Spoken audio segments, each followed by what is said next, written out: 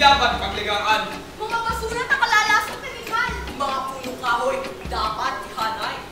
Gubat sa bayan, dapat pagkukulan. Mga bakanting lote, taniman! Taniman! Luntiang tanggapan. Lungsod kong mahal. Ikatlong artikulo, Green Building Design. Kagaling ng pangkalikasan, isang buhay, humanity, tulong buhat sa bayan. Buong sinaalang-alang, Green Building Design. At di lamang yan, 5% kabusan sa tao ng buwis kalupaan, pwede may bigay. Kung talagang building mo ay makakalikasan. 25% sa building permit. 5% sa real property tax.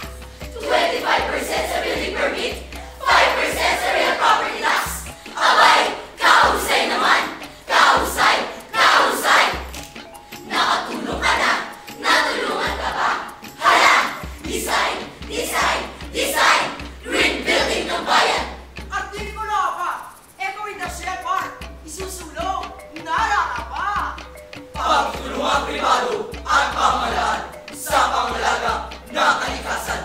Isang komunidad na nararapat. Kumanda! Artikulo 5, dito, patutungo. Pangangalaga at pagpapalawak, ito ang itinuturo. Huwag mong puputulin o susulatan man lang. Mga halaman at puno sa lungsod kong mahal.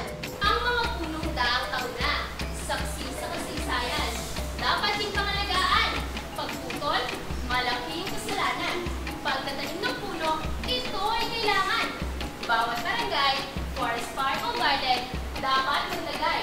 At gayon din na ingatan, mga buhay nila. Hayop man o halaman, sila'y lahat kaibigan. At ang watershed, Ha? Anong watershed? imbakan ng tubig sa kagubatan. Yan ang tawag dyan. Kaya ito yan, pinangangalagaan. Pagtubig sa batangan, patuloy na magbigay buhay. Lata ng kuryente, dito nakapara. Paggamit ng natural gas, ikakampanya. Sa artikulo 7, ito ay mapapasa. Alternatibong gatong, siyang isusulong. Para saan? Para mabawasan greenhouse gas emission. Matinding sanhirin ng pag-init ng panahon. Kaya ang gamitan, kailangan ay energy efficient. Clean technologies, i-practice at tagubilin. Maglakad, maglakad, maglakad. Magbisikleta, gumamit ng sasakyang walang makina. O magsama-sama sa isang sasakyan. Aarangkada, Artikulo 8, pakinggan mo. Lamang tubig, iingatan. Wastong paggamit, babantayan. Pinagpupunan ng tubig, pamamahalaan. Para sa kasiguran ng kinabukasan. Organic farming, gawain. Soil and water conservation, tutugin. Health and sanitary measures, ipararating. Para kalikasan, may pamana pa natin. Sa Artikulo 9, inupalupak ang sentro ng pagkatili. Rehabilitasyon, lahat ay sasakayon. Tayo magtulong-tulong sa tunay ang proteksyon. Mga kapitbayan!